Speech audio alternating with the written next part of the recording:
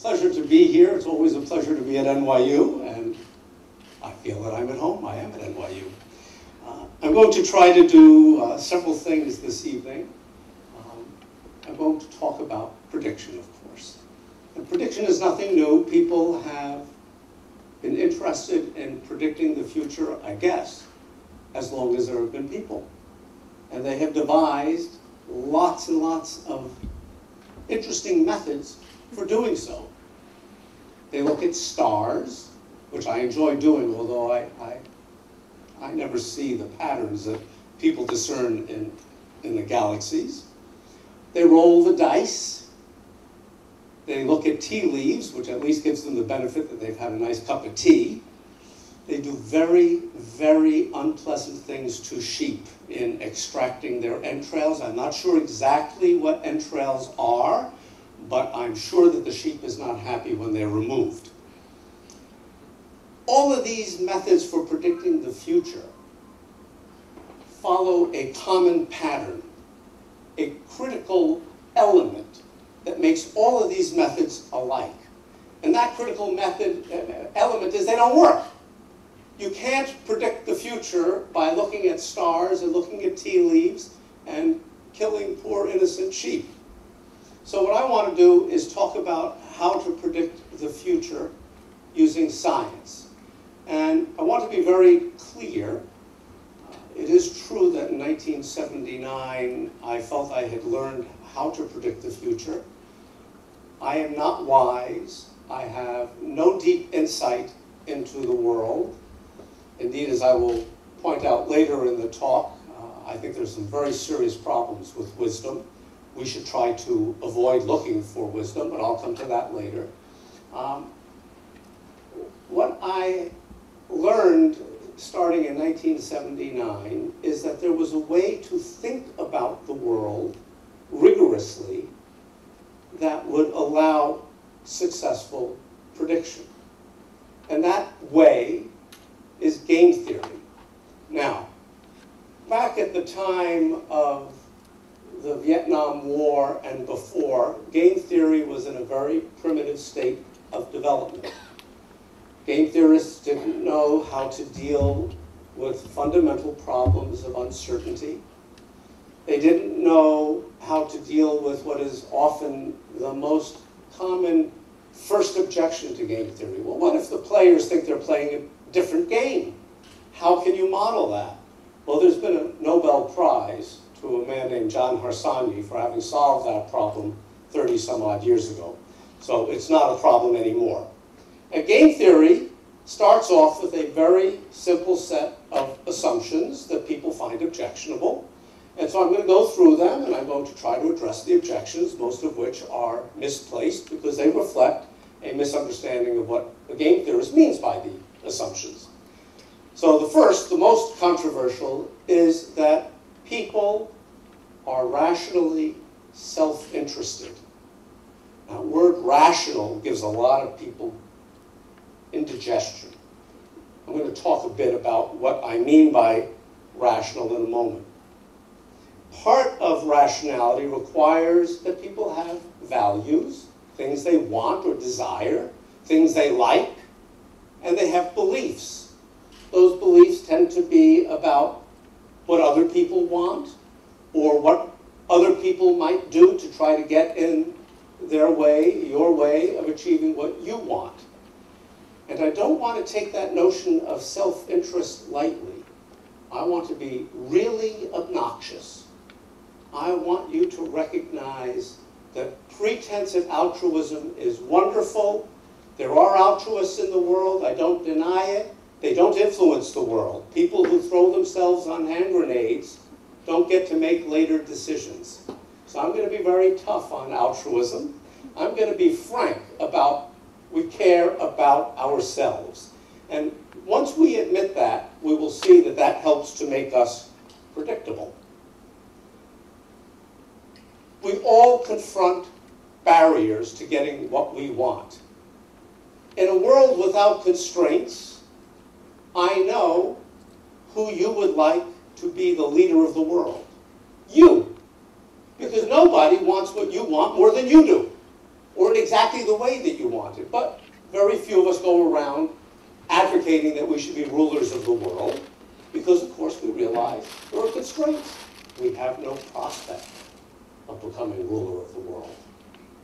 So we act on our values and our beliefs, subject to constraints which include what other people value and believe, so that we try to work through that to get what we want.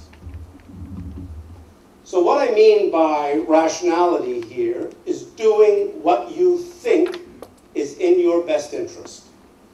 May not turn out to be in your best interest. You may have been mistaken. There's uncertainty in the world. It is doing what you think is in your best interest. And I'll come back to that, because I am very hard-pressed to think of people who don't do what they think is in their best interest. So what can game theory do for us? Game theory can do a lot of things. It can create transparency when we debate. That is, if we use rigorous reasoning, we can understand how one gets from assumptions to conclusions. And if we can understand how one gets from assumptions to conclusions, we can argue with the assumptions. Is that the right way to think about the problem? Instead of arguing opinion. I'm very big on the notion that we should solve the world's problems through logic and evidence, not exhortation and opinion. The Alexander Hamilton Center, which I founded and which I directed at NYU, is dedicated to the notion that we can solve public policy problems through the exploration of logic and evidence, instead of coming at problems from the perspective of however we wish the problem would be solved. Wishing doesn't make things so. And that will be no more true than when I talk about Copenhagen. What makes things so is understanding how the world works. And game theory helps us to understand how the world works. It helps us to find optimal strategies. What's the best way to approach a problem? Because that's what game theory reasoning is about. That's what rationality is about, best from the individual's point of view. It provides a mechanism for resolving disputes, because we can work out where the real divisions in views are and where the faux divisions in views are. We can work out what the uncertainties are. We can evaluate what the risks are in a situation. We can tell the difference between real commitment and what game theorists call cheap talk. Let me say a word about that, because the notion of cheap talk will be prominent when I come to Copenhagen. I was teaching the Introduction to International Relations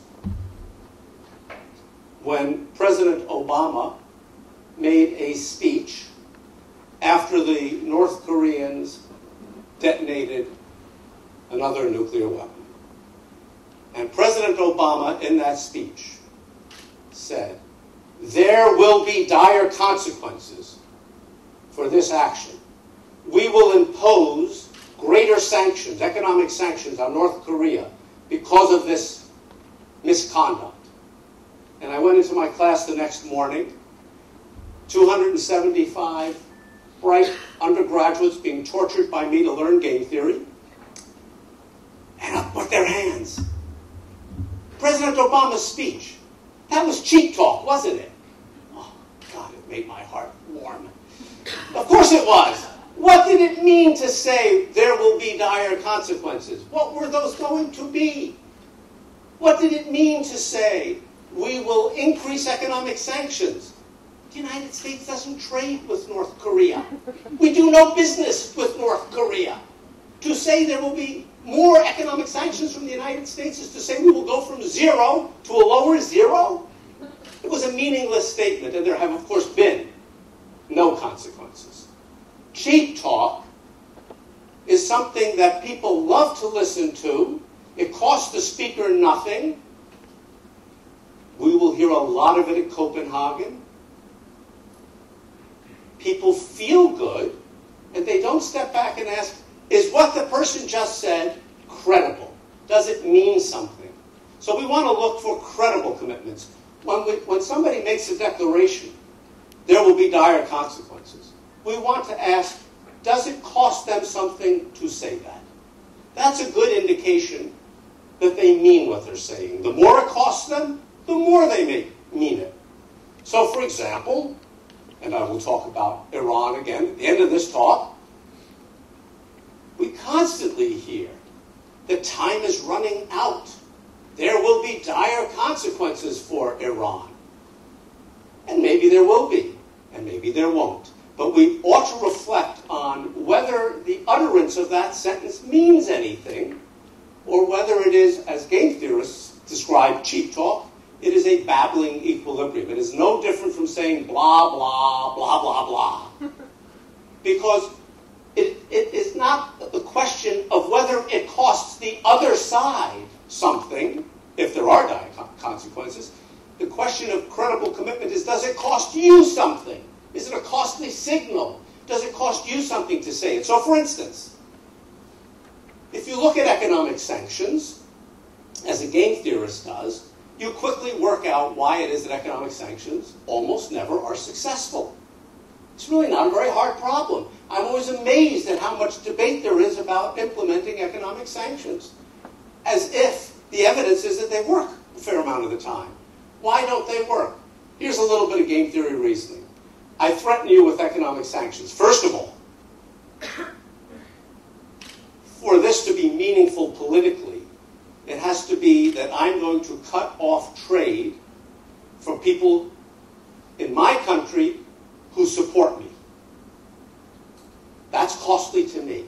That's a strong signal to my adversary that I mean business. I'm willing to sacrifice political support. So, cutting off trade by people who vote Republican if I'm a Democratic president, that's cheap talk. Cutting off trade from people who are Democrats if I'm a Democrat, or Republicans if I'm a Republican, that's meaningful. And when I threaten sanctions, what do I know? I know that if you believe that the cost of the sanctions to you are sufficiently great, that the cost of the sanctions exceed the cost to you of changing your policy, that then you'll give in to the sanctions, and so we will never get to observe them being successful because I won't implement them. You will have changed your policy in anticipation of the cost. When will I implement sanctions? When you have worked out that the cost of the sanctions is not as great to you as granting the concession that I'm asking for.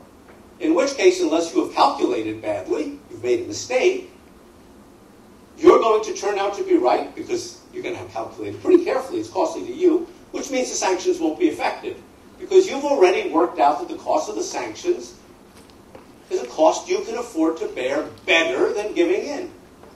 So sanctions, not a good way to do things. Game theory reasoning helps you to see that. Now, there are lots of things game theory can't do. There are other things game theory shouldn't do. So let's not get confused. This is not a panacea. This is not going to solve the world's problems. It is going to solve a lot of them. It's not going to solve all of them. Having a good analytic framework doesn't mean that you suddenly have clout if you don't have clout. You don't get to rule the world just because you know how to solve a game. You are constrained. So we have to be realistic in what we think we can do and how to model it. And there are things that game theory leaves out. For example, emotions, unless the emotions are used strategically. In my consulting life and working on litigation, I sometimes will have a representative from my client behave very emotionally as a way to put the other side off kilter and get them to make concessions they otherwise wouldn't make. But that's not real emotion, that's strategic. Real emotion, raw rage or what have you, is not something that game theory can adequately address. So, many of you probably believe that a lot of what happens in the world is driven by emotion.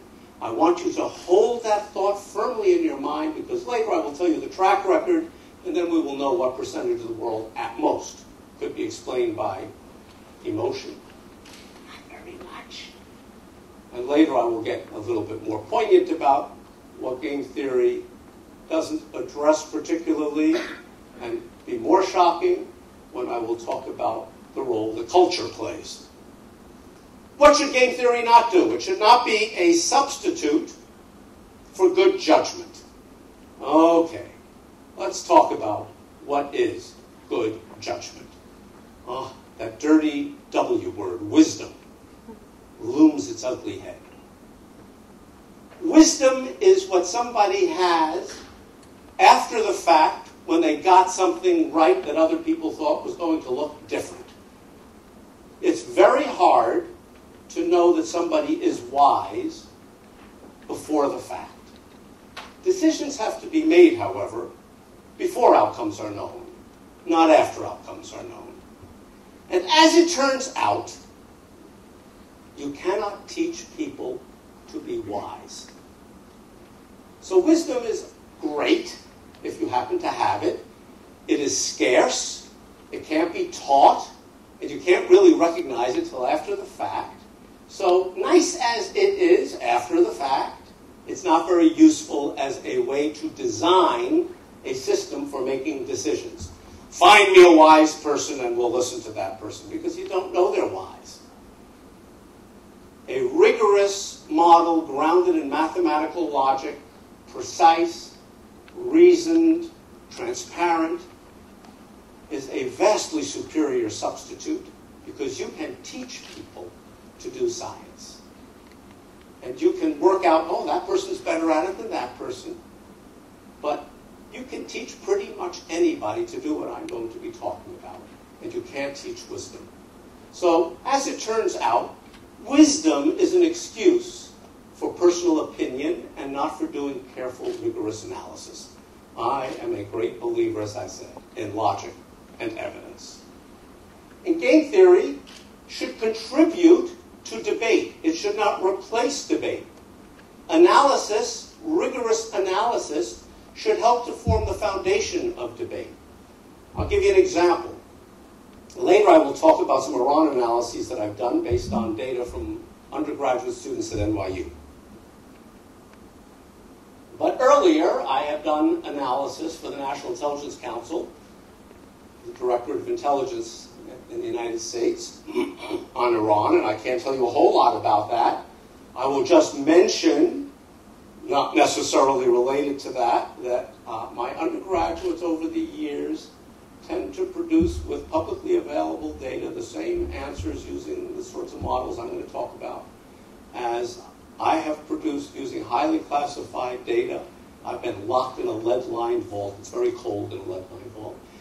To do analysis, my undergraduates pretty much get the same results. I'm making no statements about what the results were with regard to the analysis on Iran. I'm just saying in general that's the case. I will say that in the analysis I did for the intelligence community on Iran, I came to conclusions that were very different. This was in August of 2007, very different from the views in the intelligence community and in the United States government at the time. And in fact, I had the rudest reception I've ever had in my life. I was actually yelled at. I'm not shy, so I yelled back. And I got an email 2 days later from the person who was responsible for intelligence analysis on nuclear questions in the United States, who told me that he had lain awake for 2 nights thinking about what I had to say because I had challenged how he had arrived at his conclusions, since after all he couldn't say my data were wrong, they were his data. So it had to be that he disagreed with my assumptions and I had kind of pulled his assumptions apart and he had not pulled mine apart. And while correlation is not causation, and I'm certainly taking neither blame nor credit, that is the person who in October 2007 wrote what was then the new National Intelligence Estimate on Iran, which tied President Bush's hands from using military force to take out Iran's nuclear facilities. So debate is what modeling is about. It is about forcing people to confront how they arrived at the decisions they arrived at. That's what game theory ought to be used for. Not to replace debate, but to inform debate. Okay, little truth in advertising. There are things, of course, that the models that I use can't do. This is not a general statement about game theory. It's about particular models I've developed. My models are applicable to politics and to business problems that involve the possibility of negotiation in the shadow of the threat of coercion or bullying. I do not and cannot predict the stock market. I do not and cannot predict lottery numbers. You would not believe how many phone calls I get. What's going to win in the Tennessee lottery? I have not a clue. But if it involves the possibility of negotiation in the shadow of the threat of coercion, it is predictable. It is predictable because people are rational. They do what they think is in their best interest. So who is rational? Or really, the better question is, who is not? Mother Teresa, rational, self-interested. Suicide bombers, rationally self-interested. You and me, rationally self-interested. I can only think of two groups of people I would describe as irrational, and neither of these groups of people, as it turns out, get to make the level of decisions that I'm addressing. 2-year-olds. 2-year-olds are not rational because they don't have well-formed preferences. You say to a 2-year-old, "You want ice cream?" "Yes." "Okay, do you want vanilla or chocolate?" "I want chocolate." "Here's a dish of chocolate." "I want vanilla." "Okay, here's vanilla." "No, I want chocolate." This is not rational. You can't have a rational discussion. You can't be strategic with such a person because they don't have well-formed preferences. Schizophrenics, for the same reason. Schizophrenics are unable to form well-situated preferences. I want you to notice rationality in this context is not about what people want. It's about the actions they take in pursuit of what they want. You can want horrendous things. That doesn't make you irrational. It makes you very unpleasant. And I don't want to give as an excuse to people who engage in horrible behavior that they're insane. You know, when people say Kim Jong-il is insane, I say, really? You think that? Here's a guy who runs a country with a per capita income of $600, and he has made himself a major player on the world stage. He personally is estimated to be worth $4 billion, and he has been in power now for 15 years and undoubtedly will remain in power until the day he dies. You think he's irrational? Why? What does he do that is contrary to his interests? You make the mistake of thinking that he's not advancing the welfare of the people of North Korea. True. Rationality is about self-interest. And if it happens to be the case that helping the people of North Korea would be good for Kim Jong-il, he would help them. Probably is working out pretty well for him. If you want to know how to manipulate Kim Jong-il, and I talk at length about how to manipulate Kim Jong-il in my book, The Predictioneer's Game, you need to start from understanding what his interests are, not what your notion is of what he ought to be doing for the people of North Korea. Because that's not his interest. In the question period, maybe somebody want to press me on that. We can talk a little bit about what leads a leader to do what is in the interest of a broad segment of people or a narrow segment of people. I opened the Predictioneer's Game with an example of this problem. Leopold II, who simultaneously ruled Belgium and ruled what was perversely called the Congo Free State. In Belgium, a remarkably progressive, advanced leader who did incredibly good things, still beloved in Belgium, and in the Congo, a monster. And the explanation has entirely to do with self-interest and the institutional constraints he inherited in Belgium and didn't inherit in the Congo. And if you think it was racism, pause for a moment and ask yourself about the late Mobutu Sese Seko, who ruled the Congo, Zaire, in exactly the same way that Leopold did. All right. So let's get into the modeling. In order to understand how decisions get made, we need to understand who tries to influence decisions. Now, the first mistake that people make, if they're looking at a business decision, they focus on the CEO of a firm. If they're looking at a government, they focus on the president in the case of the United States, on the prime minister in the case of, say, countries such as Great Britain. In the case of the United Arab Emirates, focus on a sheikh. Some individual who seems to be very powerful and seems to be the key decision maker. This is a fundamental error. Let's think about U.S. policy towards Iran.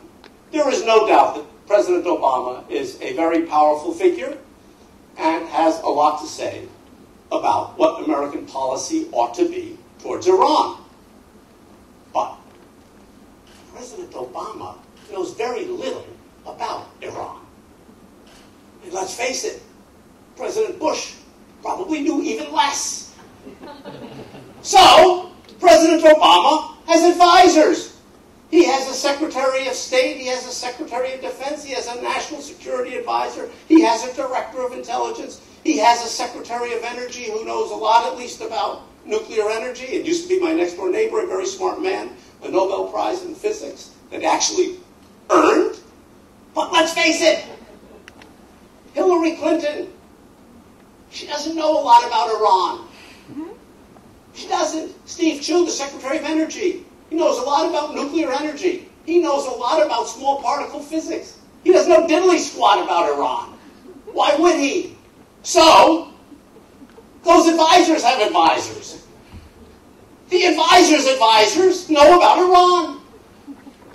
They have a lot of influence on policy towards Iran because the Secretary of State turns to her advisors, she turns to her Iran desk officer, she turns to the Iran experts in the intelligence community, and she says, what's likely to happen if we do this? What's likely to happen if we do that? God, it's scary. They turn to me. I know nothing about Iran, and they ask me what's likely to happen. So I tell them, they tell the Secretary of State tells the President. You know, God, the filtering is incredible. Those people down the food chain, they exert a lot of influence because they actually know what they're talking about. Knowing what you're talking about makes a difference. They're not decisive because there are a lot of them and they often disagree with each other. But you can see very quickly we move to an environment where there are a lot of people trying to influence a policy. Now, in this slide, I've only focused on one side of the issue, and I've only focused on the people in government. There are business people who are interested in what happens in Iran. There are people on the street who are interested in what happens in Iran, and they organize and they exert influence, and there are members of Congress and so on. There are a lot of people trying to shape policy on Iran. The first mistake that most analysts make is they take intellectual shortcuts. There are all these people trying to influence things, and they focus on a handful of them.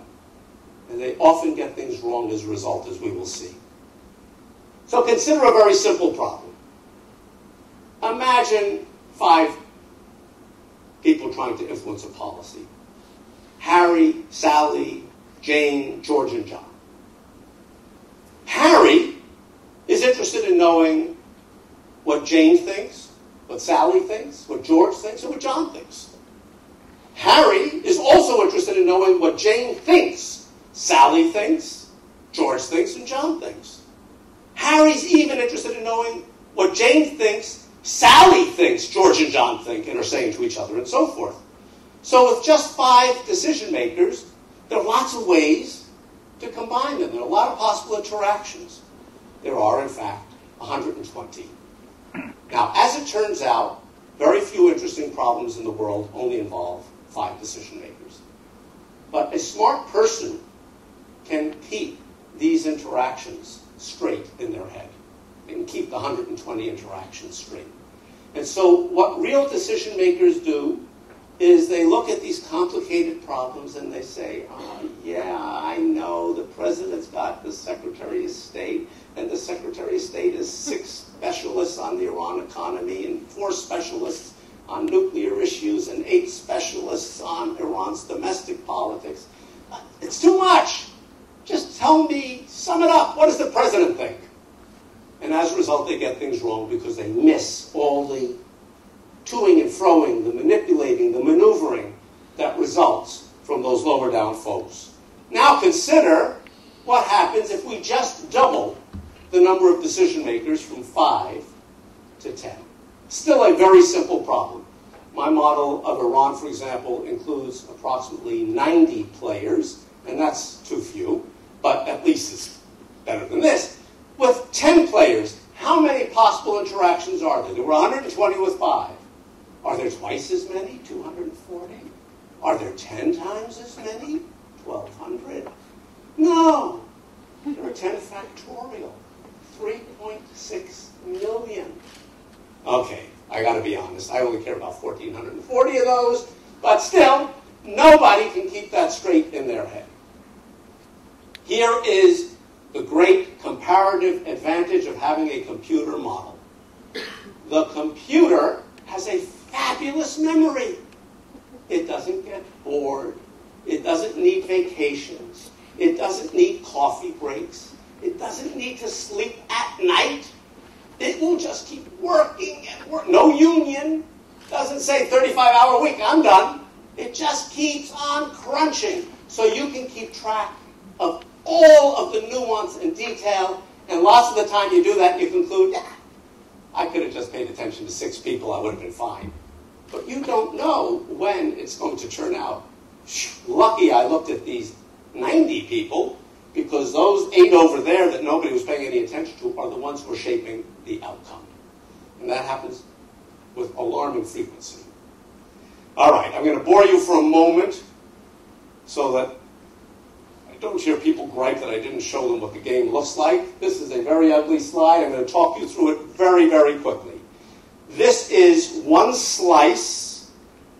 There are, n is the number of players, so you can work this out. If there are 90 players, there is 9, say 100 players, it's easier numbers to multiply. So 100 squared, that's 10,000 minus 100. So that's 9,900 times 16 each time this game is played. And we don't know how many times the game has to be played before it comes to a conclusion. Typically 7, 8 times. So you can work that out in your head, and each time there's this vast number of interactions. This is what's being solved. What's the basic problem? The basic problem is as follows. So some player A chooses to make a proposal, ask for a policy concession from some player B, or not. And if A makes a proposal, B looks at that proposal and says, oh, that's perfectly reasonable, sure. I'll do what you're asking. Or, more likely, what are you, nuts? I'm not going to do that. Here's my counter-proposal. Now, the counter-proposal might be the offer of a compromise, or it might be, you know what? If you think I'm going to listen to that, you're crazy. What I'm going to do is I'm going to impose dire consequences on you. There are going to be costs to be paid. Okay, so they make their counter, and now maybe you come back and you say, well, you know, let's work something out. We can compromise. We can find common ground. Or maybe you say, you're going to do what to me?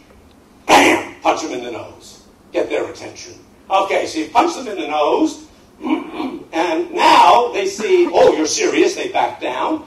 Or they resist you, and you have a fight. It's costly for everybody. Or you offer to compromise, and in response to that, they make a compromise proposal as well, and you come to a deal.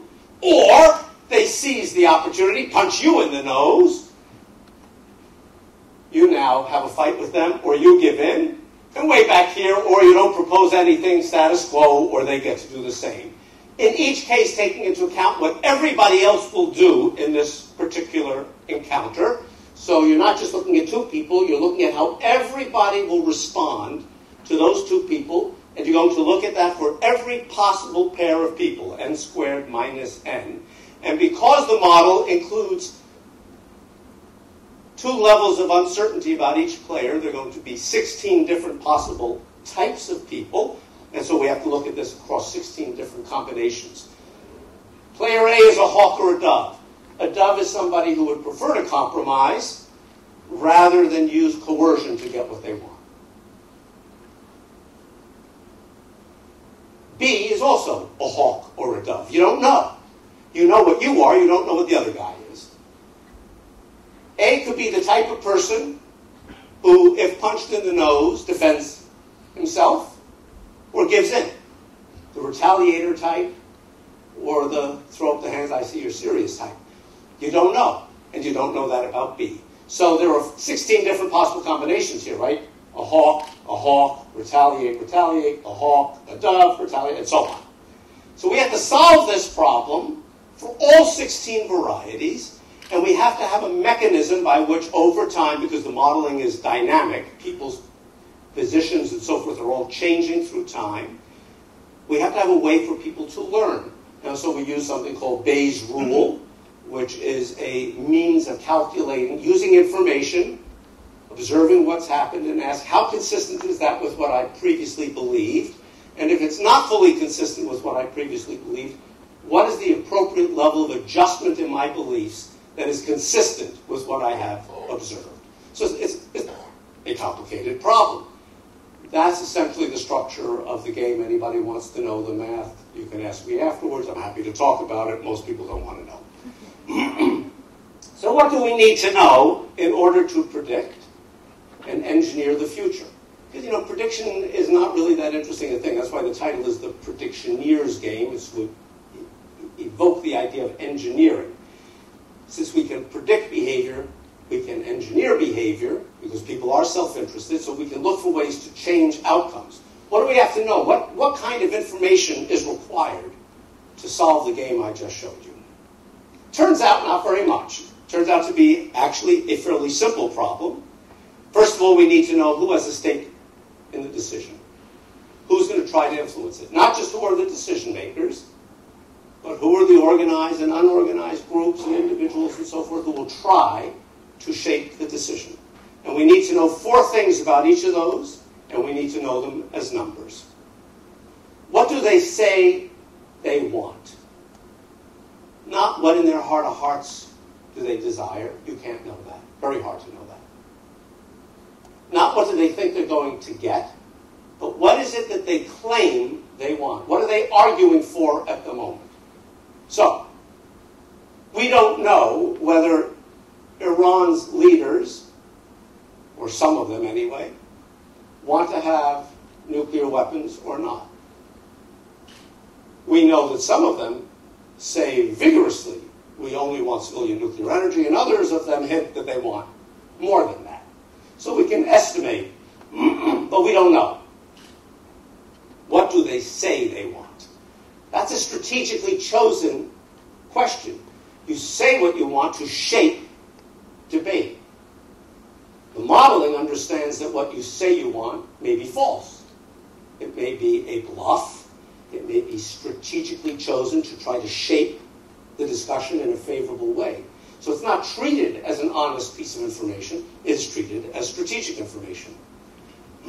How focused are they on the problem at hand? That is, how willing are they to drop what they're doing when the issue comes up and attend to it rather than other things on their plate? Not how much of their time do they spend on the issue, but when the issue comes up, do they weigh in? So, for example, this afternoon I was discussing NYU Abu Dhabi, and I learned that at a recent reception, the sheikh came and spent some time talking to each of the guests. That is a signal of salience.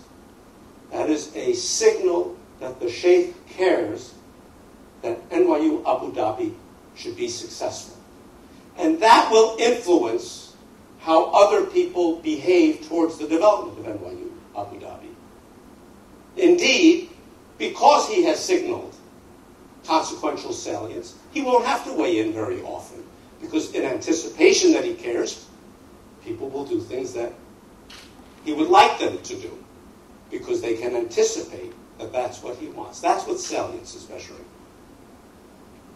The priority that a problem has. And so when we think about Iran, the President of the United States has a lot on his plate. He's got health care reform, he's got unemployment, he's got Social Security, he's going to go bankrupt, he's got North Korea, he's got Israel-Palestine, he's got Iran, he's got Hugo Chavez, he's got lots of stuff on his plate. So, how salient any one of those can be, well, it's going to vary. And so again, if we just focus on him, we're going to make the mistake of thinking, well, he can dedicate his energy to all of these things. But if he has to go to a discussion on Iran, and he has to go to a discussion on healthcare, he has to choose. He can't be in two places at once. And that will affect the extent to which he is influential on the question.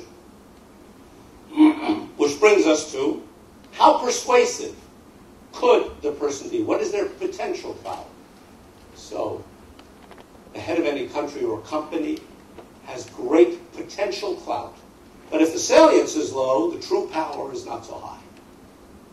Because they're not willing to spend their clout on the issue when it comes up. And finally, how resolved is the person? How much do they value coming to an agreement, even if it's not the deal they want, versus how willing are they to go down in a blaze of glory, defending their position, even though it will mean preventing agreement? So if you think about lawsuits, plaintiffs and defendants tend to be pretty resolved. They tend to feel pretty strongly about their case, plaintiffs especially so. Mediators are the type who care about agreement. A mediator does not care what the deal is in a litigation settlement. What they care about is that there is a settlement, because their next job depends upon their having a reputation as somebody who settles cases. So their fingers in the wind. They're just looking for what deal can be made. They don't care what its contents are. So if we know just those four pieces of things about the stakeholders, the people trying to influence decisions, what do they say they want? How influential could they be? How focused are they, and how resolved are they? Then we can predict what their choices are, what their chances are of various outcomes. We can estimate what it is that they value, and we can calculate what they believe about other people. And if we can do that, then because they are self-interested, we can predict what they will do, and we can predict reliably. Here I have not mentioned history. I have not mentioned culture. I have not mentioned all of the things that we are taught are most important in understanding how problems get resolved. You cannot understand the dispute between the Israelis and the Palestinians without understanding the history. It's not true. You may not understand it. You can settle it. How the data got where it is, what people's positions are, how salient it is, this is dictated by history. But if you know their positions, you know their salience, you know how much clout they have, you know how resolved they are, it doesn't matter how they got there. It matters that this is where they are. Think about walking in on a chess game in the middle. You look at the chessboard. You know how to play chess. You don't know the history of play. You don't know what moves were made to get the board where it is, but you do know what the next best moves are if you're a good chess player. Because you can look at the board, the game is going to move from that point forward. There is no going back. In the lovely term of economists, those are all sunk costs. So history shapes what the values are, shapes what the beliefs are, shapes the inputs.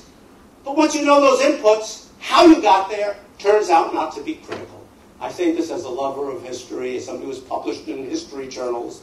I have nothing against studying history. I'm all for it. It's just if you know this information, you don't know how you got there. You don't have to know how you got there. Culture, like history, shapes the values, shapes the beliefs, and so forth. It shapes the input information. But if you know that information, whether it's through culture or through history, how you move forward is dictated by the information and self-interest. It is not dictated by cultural constraints. I say this with great confidence because I have done thousands of analyses. I have looked at a vast array of problems.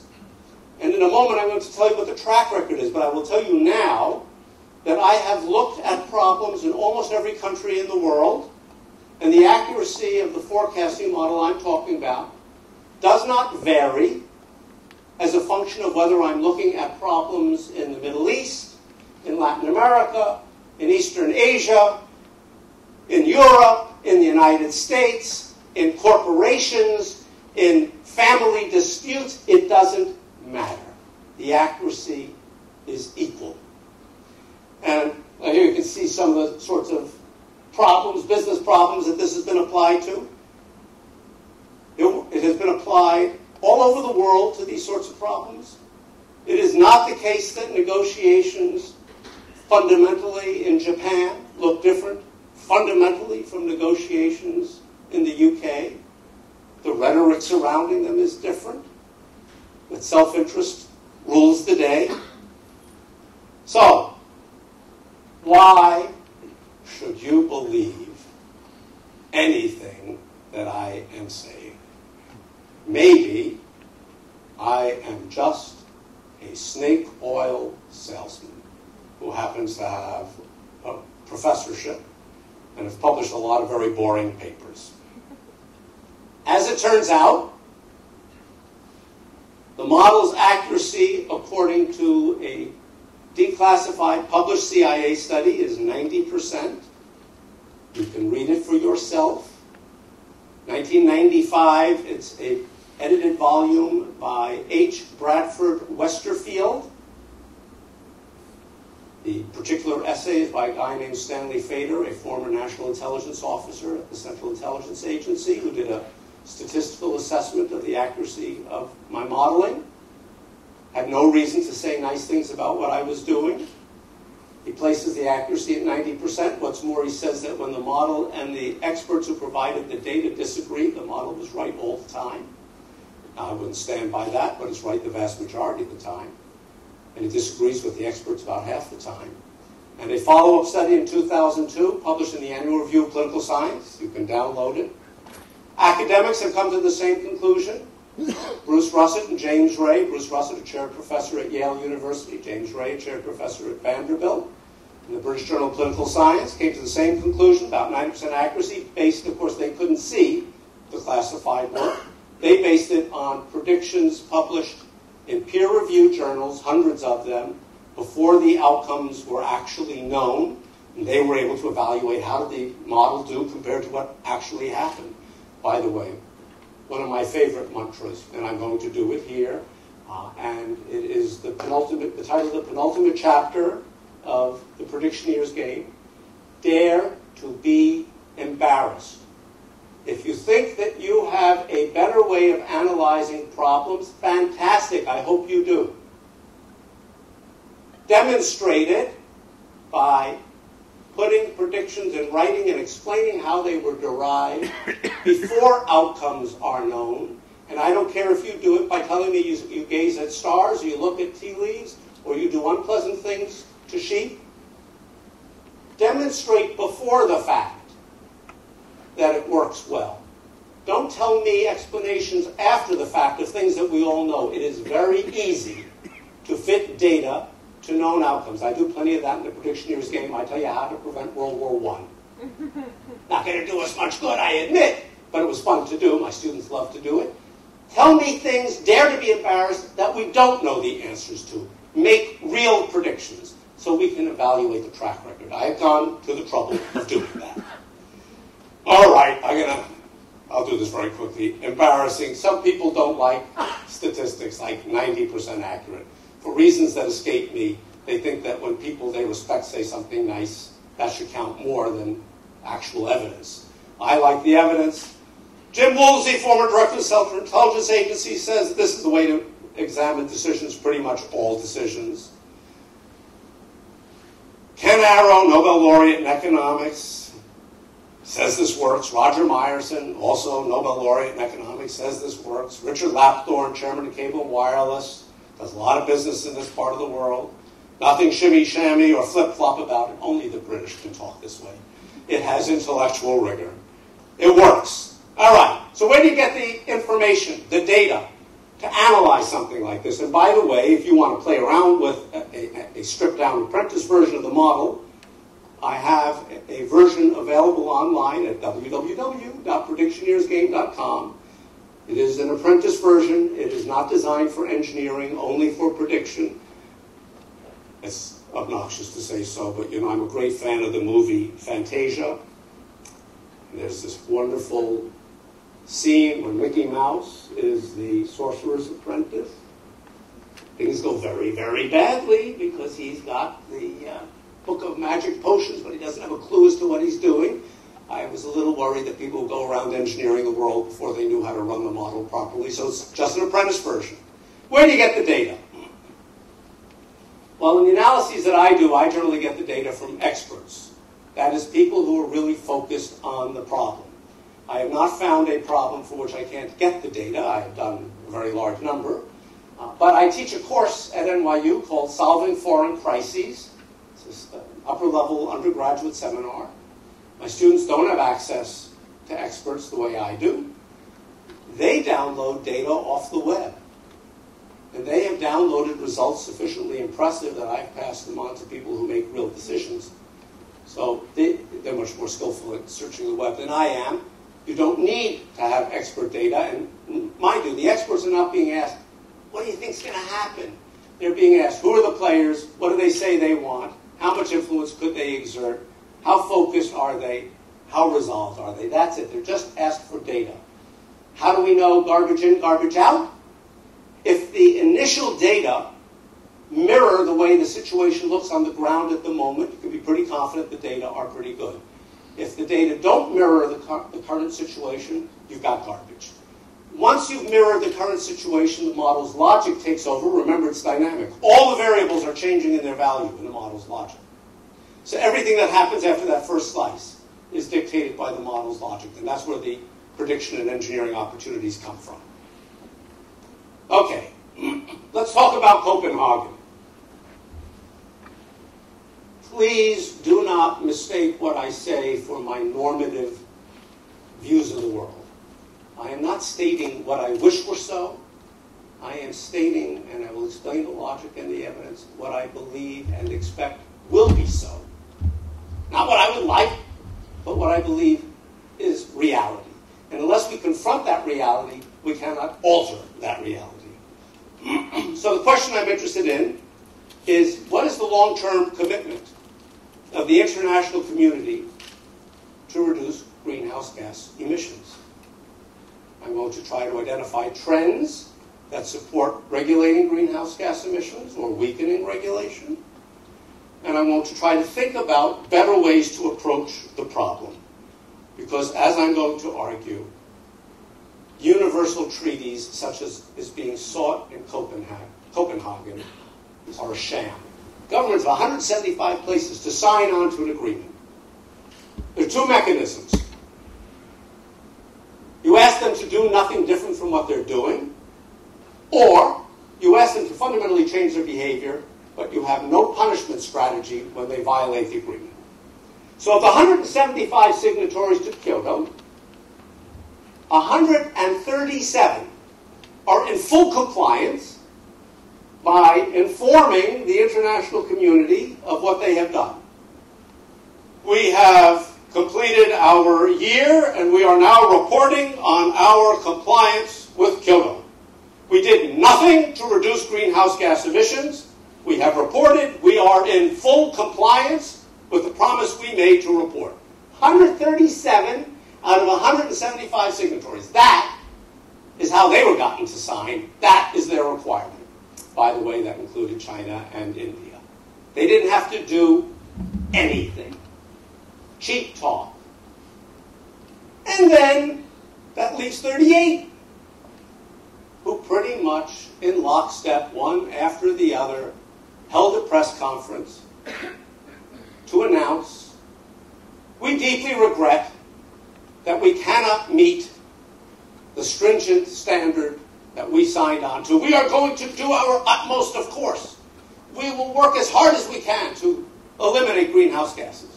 And they did nothing or very little, and there was no punishment because the treaty had no teeth. That is the nature of universal treaties. You get people to sign by asking them to do nothing or asking them to do a lot, but having either no monitoring mechanism to discover that they are cheating. OPEC, a very good example of that. OPEC stipulates quotas. Everybody knows the Nigerians cheat, others cheat. OPEC explicitly does not monitor the cheating and therefore does not punish the cheating. And that is how you get people to stay in OPEC. That is the nature of broad-based treaties. No teeth.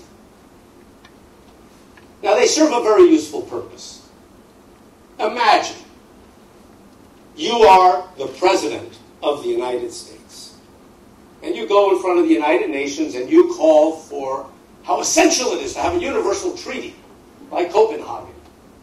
It can make everybody feel very good to control greenhouse gas emissions, because we can't do it unless everybody's on board. This is a global problem.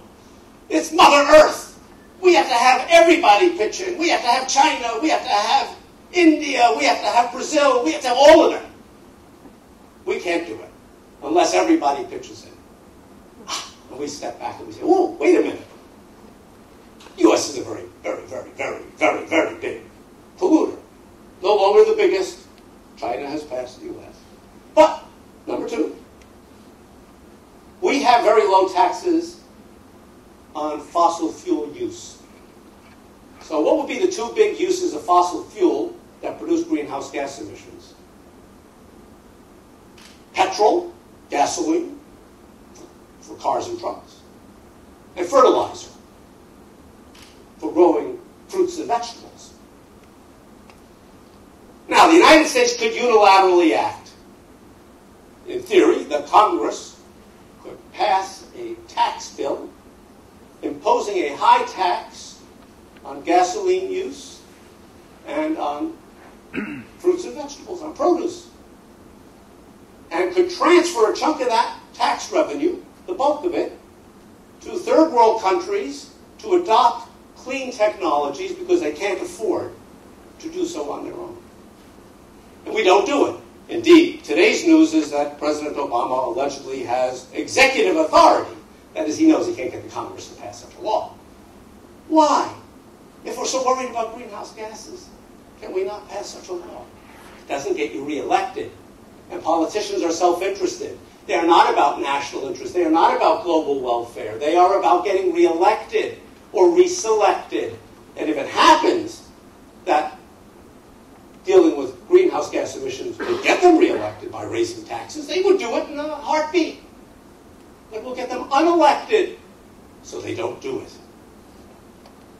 Instead of taking unilateral action, we call for universal action because it's cheap talk. And it fools people. Something will be signed in Copenhagen, and people will feel good about it. It will mean nothing. So here's a simulation that some students did using the forecasting model on Copenhagen. The Kyoto standard is here. It's 50 on this scale. So the cheap talk up here will be for quite a while to cut emissions with it constantly dropping. By the way, the dotted lines are the 95% confidence interval. Thousands of simulations, 95% fall in that narrow interval. That's a little bit of a distortion of what 95% confidence interval means for those who know statistics, but it's close enough.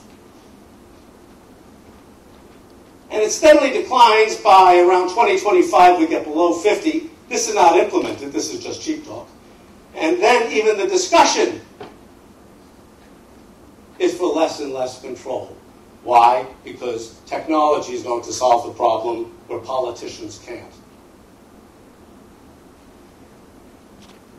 So the political will to rein in emissions will improve. That's political will. But not the actual action. It's going to be cheap talk. Real control is going to be achieved through technology. It could be achieved through unilateral state action, but that's not going to happen. The Europeans are very good on taxing petrol, but you might notice that the common agricultural policy is very bad with regard to controlling emissions. So we're going to have to rely on technology. That's why I am pessimistic about Copenhagen. I'm not pessimistic that they will sign a lovely document that hardly anybody will read. I'm pessimistic that it will call for real changes in behavior and impose real costs on governments for failing to change their behavior. And therefore, we will be having this same conversation about the next city to host such a summit 10 years from now. All right, let me talk about Iran and then I'll wrap up. Back in February, at the TED conference, I made 3 predictions about Iran. What's Iran going to do about nuclear weapons? What's the future of the theocratic regime? And will student dissidents beat Ahmadinejad? I don't mean physically, but politically. Let me talk you through this graph. The yellow bars are the distribution of policy positions I'm just looking at within Iran. And I'm not looking at outside Iran. There's lots of support farther down. The yellow bars are the distribution of power. That is potential influence weighted by salience among the different policy postures in Iran regarding nuclear weapons. Civilian energy, research into weapons-grade fuel, developing enough weapons-grade fuel to make a bomb, but not actually building a bomb, build a bomb, test a bomb. So the yellow bars are back in January 2009, and the subsequent bars, the gray and the white, are not new data. It's the model's prediction back then of what the data will look like in January 2010 and January 2011. So let's talk quickly about this. First thing to notice is huge support among the political elite in Iran roughly a year ago to build a bomb. And that has, according to the model, remember done back then, that has dropped substantially. And there is a danger that if agreement is not reached, that in 2011 it will rise, although the danger is not as bad as one might think. Other thing that's interesting to note is there was a fair chunk of support for testing a bomb, about 12% of the clout among the political influencers in Iran, and that has completely disappeared. Nobody is advocating testing a bomb within the Iran setting, according to the predictions from the model. What else is important here? What's important here is that the dominant political position, that is the weight that controls the bulk of the power, is between these two positions now. That was not true before. Just add these up and you will see, including the cloud over here, because they'll support these positions over anything farther out. The dominant position now is somewhere between having enough weapons-grade fuel to build a bomb and doing research into weapons-grade fuel, but not including, in either case, building the bomb. So the model's prediction is that Iran, a deal will be struck in here, Iran will not build a bomb. Shifting power. Remember, this is done a year ago. Khamenei, far and away, the big guy back then, and in decline, continuing in decline. Here we are, this is the present, continuing down. The yellow bar is Jafari, the head of the military, Revolutionary Guard. On the rise, according to the model, right around now, passing Khamenei in actual political power. The bunyads, the people who control the money, kind of flat for quite a while, starting to rise, we're right about here, and likely to pass Khamenei sometime in the early spring, and by next year, by the end of 2010, beginning of 2011, to be about equal to Jafari in political clout, being the two dominant elements, and Ahmadinejad basically politically flat. Keep that in mind. And the students, here we are, this is November, December, January, passing Ahmadinejad in political clout, then beginning to slip, though staying above him, and so forth. That's the projections. Remember, no new data in there. That's all based on data going into the model a year ago, more than a year ago. So how does that comport with things that we now know, that were not known then? New York Times, October the 14th. Many analysts who say that Tehran's objectives have been to master the process of preparing nuclear fuel, fashioning a warhead, and providing the means to deliver that warhead, but not actually to build a weapon. Remarkably, even Netanyahu says they know how to make a bomb, they have enough material to make a bomb. The only thing stopping them is they have not shown the will to make a bomb. He, of course, puts it in a somewhat different context than this. And what does the International Atomic Energy Agency say October the 14th?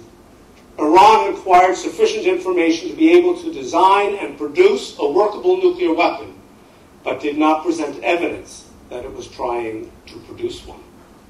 New York Times, September the 9th. American intelligence agencies have concluded that Iran deliberately, I love that word, deliberately stopped short of the critical last steps to make a bomb. The Associated Press, the Revolutionary Guard is transforming the Islamic Republic into a military state. That's the Jafari prediction. CNN, top clerics in Iran's holy city of Qum have come out against the results of the disputed June Iranian presidential election. Grand Ayatollah Sani stated, due to the lack of public support, the government may face legal and civil problems and a lack of competency. The first serious threat to the supreme leader since the revolution 30 years ago. Well, excuse me for being prideful, kind of looks like these three pictures to me. So yes, politics is predictable with basic data. So let me conclude by reminding you that everything is not predictable, certainly not with the model I'm using, but an awful lot of things are. And what's important is not prediction. I mean, that's the job of soothsayers. It's not very exciting. What is exciting is that if you can predict, you can engineer, because you can work out how to alter people's incentives and therefore change what they do, alter the strategic lay of the land, and produce better outcomes. I'll be happy to answer any questions.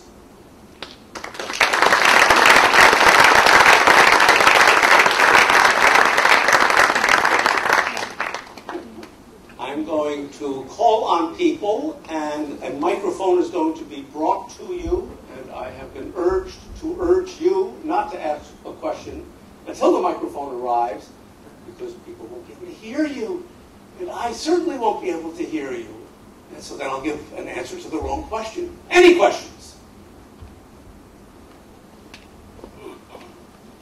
And if you would identify yourself, that would be great. Sid Jyoti from Teach for All, an international education nonprofit. I don't know if you've used the model to look at the Middle East conflict, particularly Israel and Palestine, and what you think will happen there. So I am cautiously optimistic about Israel-Palestine for a variety of odd reasons. I'm cautiously optimistic that a serious peace agreement will be reached by the end of President Obama's first term. I say cautiously for a lot of reasons, one of which is that I believe it will be necessary for there to be a change in the Israeli government in order for a lasting deal to be struck. And at the moment, Mr. Netanyahu appears pretty popular. On the other hand, Israeli governments have a history of not lasting very long, so I'm optimistic that his won't. In the meantime, in the Predictioneer's game, I have a suggestion of a policy that could be adopted that I think would move things in a positive direction, which I'll talk about in a moment. But I want to say first why I am surprised at my optimism. When I started looking at Israel-Palestine seriously a couple of years ago, I've looked at it before, did a paper on it in 1990, predicting the Palestinian Authority's creation. But in any event, in the last couple of years, one of the things I've been struck by in my modeling, which surprised me, is that the marginalization of Hamas in efforts to promote a peace deal turns out to be very positive.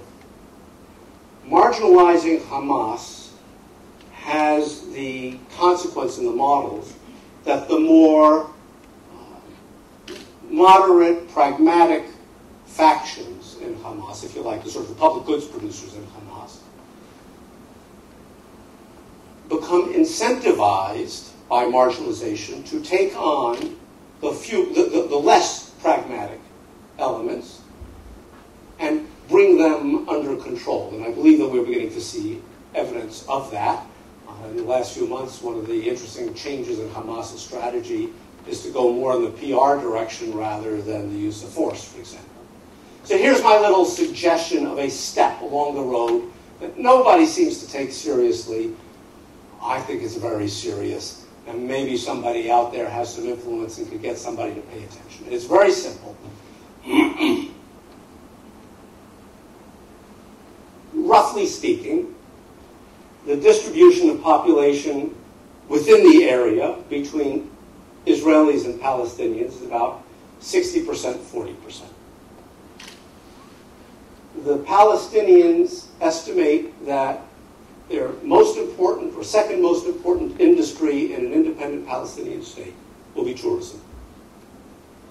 Tourists are incredibly sensitive to violence. The death of a single Palestinian at the hands of the Israelis or a single Israeli at the hands of a Palestinian results in approximately, the data are only readily available on the Israeli side, there's hotel data available on the Palestinian side, but not tourism data, at least I can't find it. So on the Israeli side, it results, single death by either side against the other side, results in a decrease of approximately 1,300 tourists, approximately 2,500 tourist hotel nights. You do a little bit of math, which I have done in the Predictioneer's game. You don't have to look at the math. It's all hidden away in statistical analysis. But anyway, turns out if there were no violence, and if 60-40 tourist tax revenue, only the tax revenue from tourism, were allocated to the two sides, automatically, by an international agency. No, oh, you didn't behave well, you can't have the money. Automatically, for at least 20 years. Each side is then incentivized by the potential revenue effects to police itself, to monitor behavior by its own more radical elements. Now, for the Israelis, this translates, if it were a successful program so that violence went essentially to zero, this translates, so right now they represent almost all of the tourist revenue. So for them it represents, despite giving 40% away, it represents no loss in income. And for the Palestinians, it represents an increase in gross domestic product by conservative estimates from currently $5 billion to approximately $6 billion. This is a 20% growth in gross domestic product, not taking into account the multiplier effect that would undoubtedly result from the predictability of stability. So we're not talking chump change. We're talking about fundamentally transforming the Palestinian economy in one fell swoop, rapid surge in growth and sustaining it.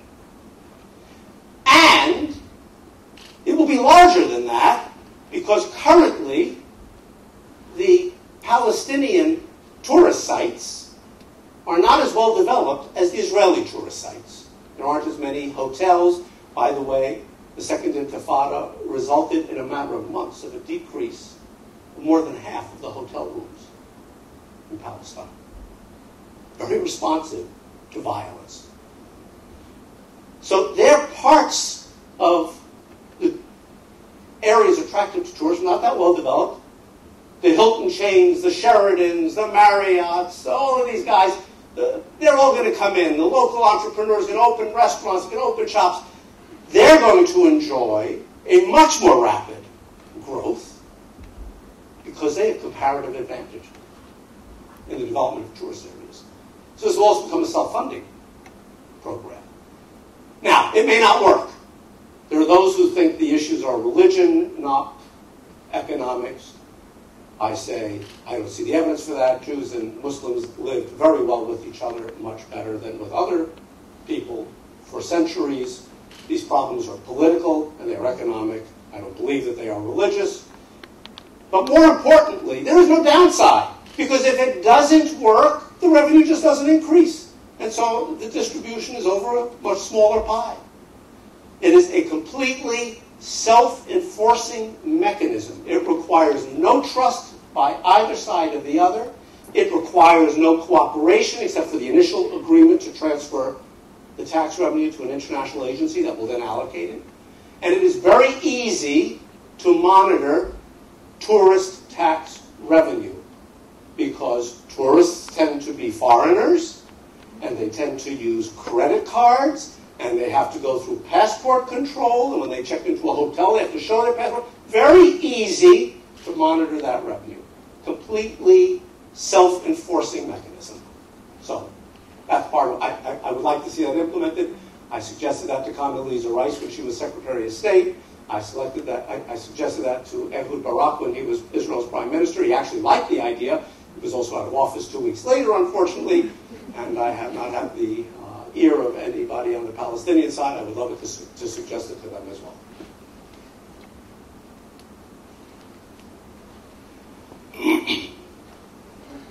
Thank you, Iyad Rahman from the British University in Dubai. I'm wondering, you mentioned that, for example, religion would not be an issue in this particular case. But my question is, suppose it is. I mean, there is a recent study by Axel Roth and others about the importance of sacred values and honor in these sorts of negotiations. How do you quantify that and put it into your model? I mean, you could ignore it, or you could say it's part of the preference. But then how do you quantify it? It's a great question. The best work on that, by the way, is by Barry O'Neill. Terrific book. So it's really not a problem. Let me translate that into my variables.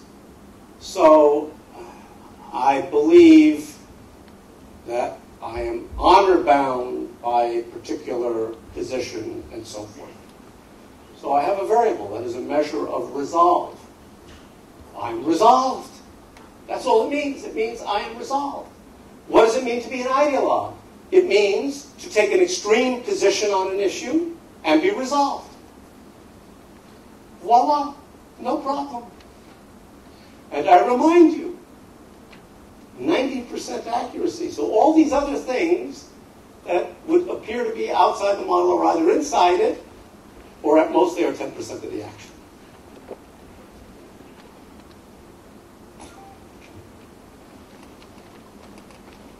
This is such a well-behaved group who actually waits at the microphone. Tamsin Carlyle, I write for The National. One of the problems I'm thinking about at the moment is how likely is it that Iraq will be able, as its energy minister says, to approximately triple its oil production over the next 6 years and produce a little less oil than Saudi Arabia. Now, this has lots of implications for all sorts of people who say, oh my God, we're running out of oil. It has implications for certain OPEC countries that say, oh my God, we're going to flood the market. And for lots of political factions, for various reasons, in and around Iraq. So how would you use your modeling approach to address that question? That's a terrific question. And let me put it in a broader framework. So Brazil has discovered huge oil reserves, and they are working assiduously to bring them online. And others have as well. So there's lots of places where, at high prices, there will be more oil production, which will reduce the incentives for greenhouse gas emission control and so forth, because gas will be cheap. People won't want taxes. Okay, so how would I go about addressing this problem? I'm actually addressing this problem in a different context for a client. So I have thought a lot about this. I will put it generically. So there are two problems, one of which I have nothing to say about, and one of which I have something to say about. Let's take the Iraq case. I have nothing to say about the technical feasibility of Iraq substantially increasing its oil production. I have a very good friend who is a petroleum engineer. I'm sure he would have good ideas. I know nothing. And then there's the question of the political will to do it. So there are obviously pros and cons politically. On the plus side, you produce more, you can generate more revenue, assuming that the price does not drop more rapidly than the increase in production compensates for. On the downside, you can be sure the price will drop, so it's a question of how much it will drop, and you will have friction with other members of OPEC, especially the Saudis, and so on. This is a quintessential political problem. You've got lots of parties trying to influence the process, trying to work out what is the right strategy to adopt, assuming that the technical feasibility of getting to that much more oil at an acceptable price is there. And so I would model that question. What is the orientation of the various players who would have to make the decision to go ahead and do it, assuming that it is technically feasible? And just as with with Copenhagen or with Iran, looking at how they interact and how it comes out. A little, again, truth in advertising. For about 4 years, I modeled oil policy. I modeled particularly forecast the price of West Texas Intermediate crude oil 3 months in advance. And I actually traded it at an annual rate of return of 56%.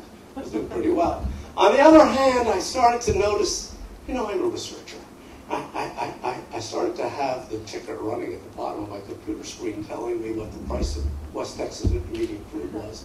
And at some point I decided, this is not what I'm supposed to be doing, and I stopped.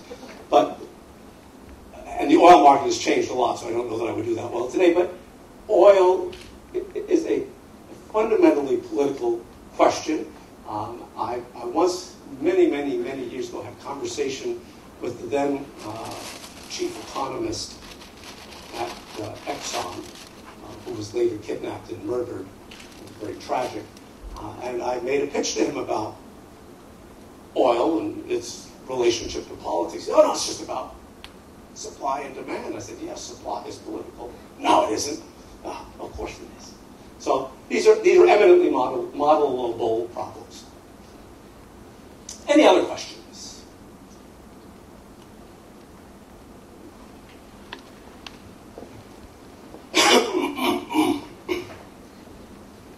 Maybe I'll ask a local question. You may have, I'm sorry, my name is James Robinson. I'm head of strategic planning for Dubai Airports.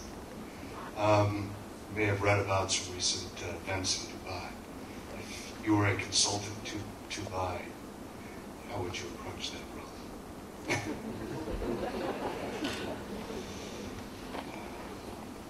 So I don't know enough about how Dubai got into its current problems to know how to address it.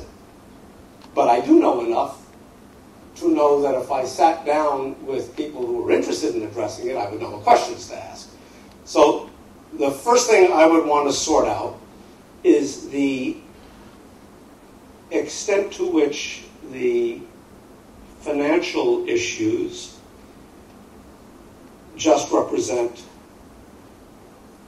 seems unlikely to me, individual bad decisions, or the extent to which they represent, with a small p, political incentives. Encouragement in one direction versus another, some forms of development versus other forms of development, some forms of regulation versus non-regulation, and so forth. And Basically, to analyze a problem, the first thing that needs to be done is to identify what are the things about which decisions need to be made.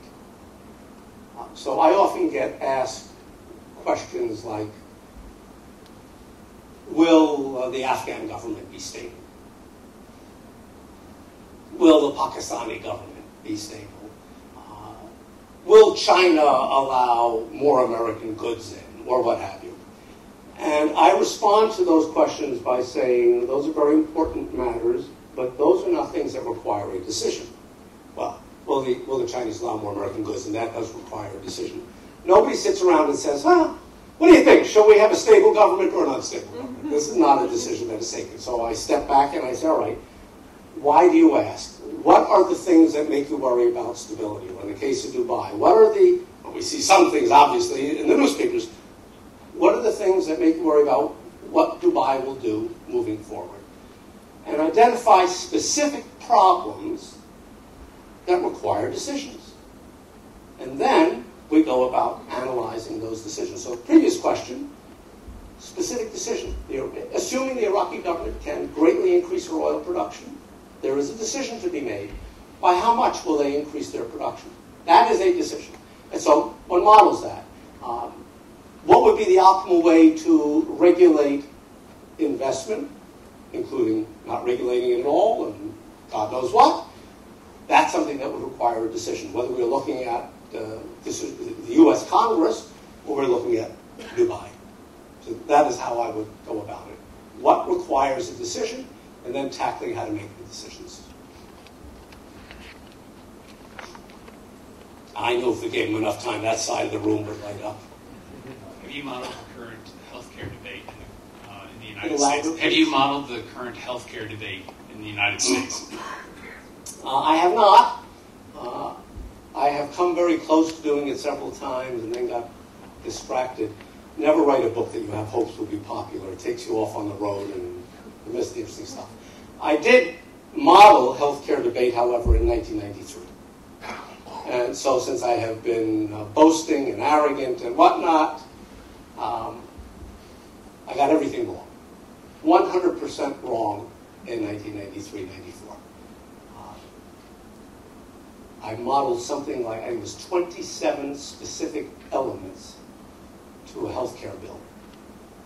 And 100% incorrect. But I learned something very important from that 100% incorrect. Because it was incorrect for a very specific reason, which now is incorporated into my modeling.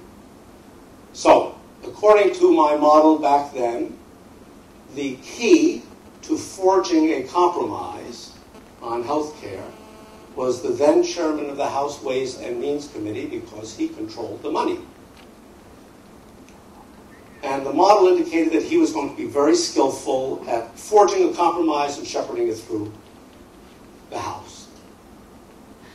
The chairman of the House Ways and Means Committee back then was a man named Dan Rostenkowski, who was indicted on 17 felony counts of corruption, convicted on all of them, by the way, went to prison. And so his salience for health care went from very high to nothing. You know, he was desperately trying to stay in Congress and stay out of prison. Failed at both. And so I learned that, of course, there can be random shocks that you can't foresee that can lead to wrong predictions. It's going to be part of that 10%. And so my model, again, not the apprentice version, but the one I use, allows me to randomly shock the variables. I can assign a probability to a change in values and randomly shock them. That's exactly what you were looking at in that distribution on Copenhagen. So that what I can ask is, how big a shock does it take to get a fundamental change in the answer? So you saw in Copenhagen, the 95% confidence interval was very, very narrow. Now, one of those few events outside that 95% confidence interval could happen. If I had had this capability back in 93, I would have predicted just what I predicted, because the shock that it took was this huge elimination of a major player, and I was, oh, that's very unlikely, unless, I mean, he could have a heart attack. It would not have occurred to me he was about to be, that he was a crook. It just wouldn't have occurred to me. So I would have had a simulation that said, yeah, well, if he was out of the picture, this is what would happen, and that would have been right, but I would not have focused on that. And that's what I would do if I were looking at healthcare now, but unfortunately, I've been running around giving speeches instead of doing analysis, rising to my incompetence.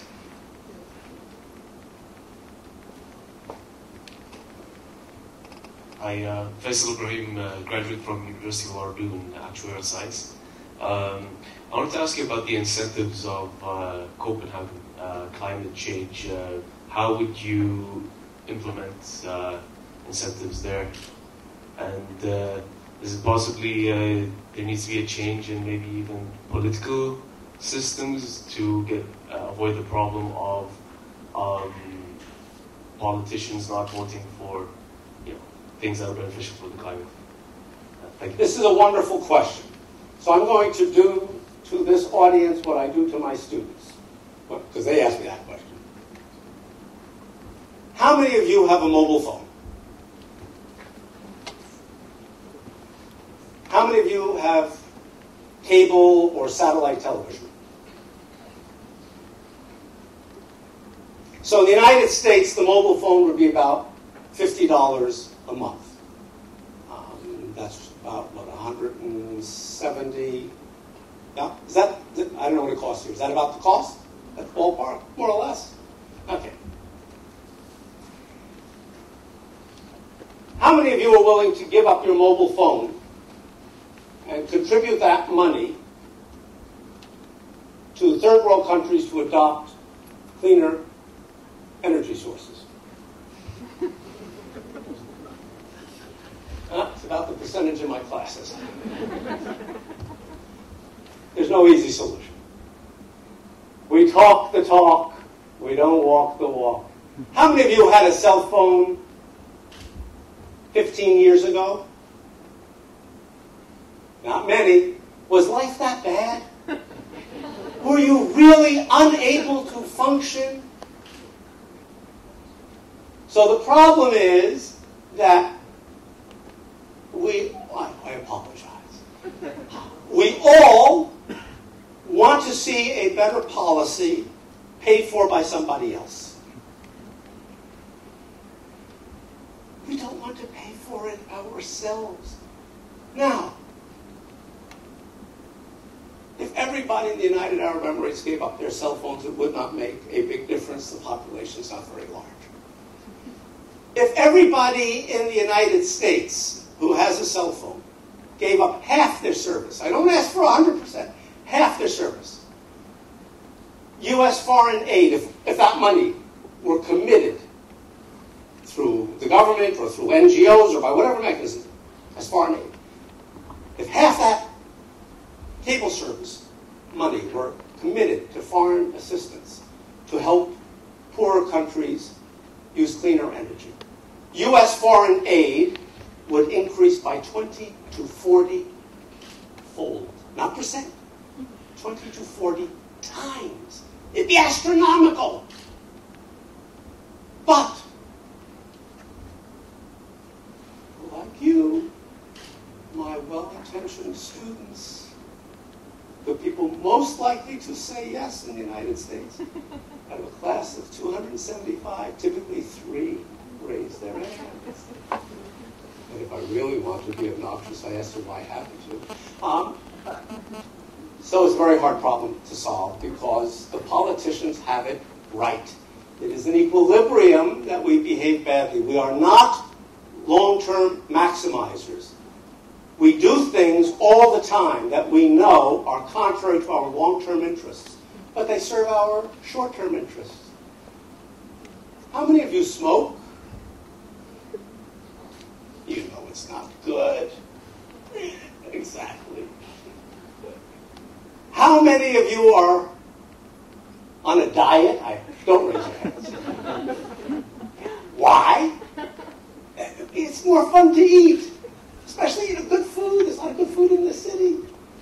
So we do a lot of things that we know are contrary to our long-term interests. We really do live in the short run. The long term winds up being the accumulation of a lot of short runs, and it leads to short-sighted behavior. We say that we are worried about our children and our grandchildren, and no doubt that is true. We save money so they can inherit and they can have good lives and so forth.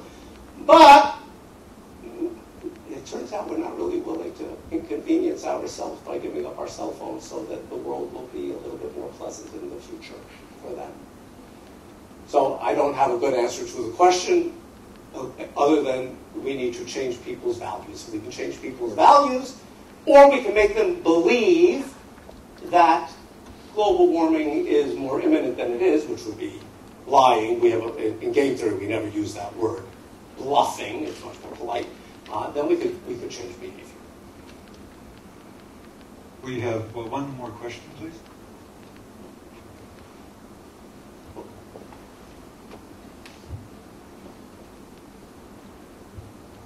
My name is Donald Moore. I'm a lawyer with Holland & Knight. It's a law firm. I also have an undergraduate degree from Michigan in political science. We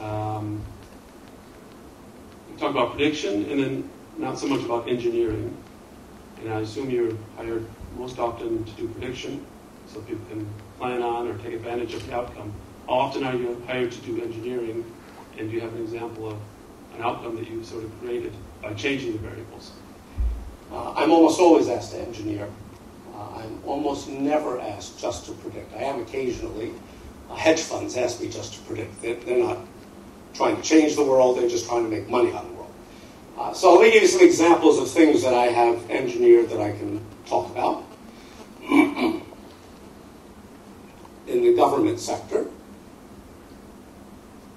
So these are mostly going to be old, so that they're not problems to talk about them. In 1991, the Khmer Rouge allowed an election in Cambodia that they knew they would lose, and that didn't produce a good government, but produced a much better government than Cambodia had under the Pol Pot regime. I designed the strategy to get the Khmer Rouge to lay down their arms and allow that election. There is one major international organization in the world that has both China and Taiwan in it. It's the Asian Development Bank. I designed the strategy to bring China into the Asian Development Bank without forcing Taiwan out of the bank. I designed a significant part of the strategy to get Ferdinand Marcos to leave the Philippines and to have a democratic election in the Philippines in which Cory Aquino was elected and in which the leftist guerrillas were given no credit. And I can say a little bit more about that because there's a piece of that study written up in one of the things that I cited from CIA evaluation.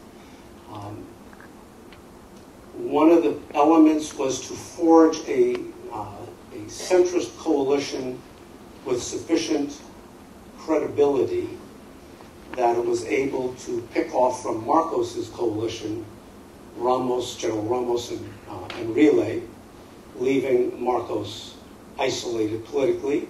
And the way that was done, this was during the era when the Pope had come out against liberation theology and against the church being involved in politics. The way it was done was to get Cardinal Sin, what a great name for a cardinal, to get Cardinal Sin in the Philippines to publicly take a stance in favor of a democratic reform. So that was pretty big. More recently, I believe I exerted influence in containing the Bush administration's urge to use force to take out Iran's nuclear facilities. There is in the declassified CIA study a reference, without mentioning the name of the country involved, of the model having been used to anticipate coups, and in one coup case in particular, where the coup could not be prevented, having gotten the leader of the country safely out, who otherwise would have been executed. So, that's pretty good stuff. On the business side, I recently modeled a very complex litigation in which my client wound up with a settlement that was so good that A, they sent members of their board of directors to meet with me to hear my reasoning as to why the number I was suggesting they should put on the table and would settle for, because they believed that they had to put on the table a number 3 or 4 times larger and then would settle for a much larger number than that. And they settled for, they believed me, and they settled for the number that I put on that I had suggested to them. And B, that settlement was so close to the cut point of the absolute minimum that they could pay that a group of people appealed the verdict, and even after the court sustained it, appealed, not the verdict, I'm sorry, the settlement, appealed to a higher court, very unusual, and the higher court sustained it. So it was right at the edge of what people would accept. Those are some examples. Do you have an opinion as to whether a favorable, peaceful outcome can be achieved in Afghanistan? Oddly, I have not been asked to model Afghanistan. It was a little bit of a frustration for me, but I have made no effort, for reasons I'll explain in a moment, I have made no effort, so to speak, to market the Obama administration. Not because I wouldn't like to help them out, because I would, and on my blog I talk about things they could do in Afghanistan, but because I happen to be on a committee of the National Academy of Sciences that's been commissioned by the intelligence community to look at ways to bring more analytic methods into the intelligence process, and I don't want a conflict of interest, so I prefer to forego doing the analysis and get the process on a better footing. And so it happens the committee started right around when Obama came into office. It started a month later, and so I have just kept hands off. But Afghanistan is a problem that I think has reasonable ways to address, and I don't believe that the way we are addressing it is right.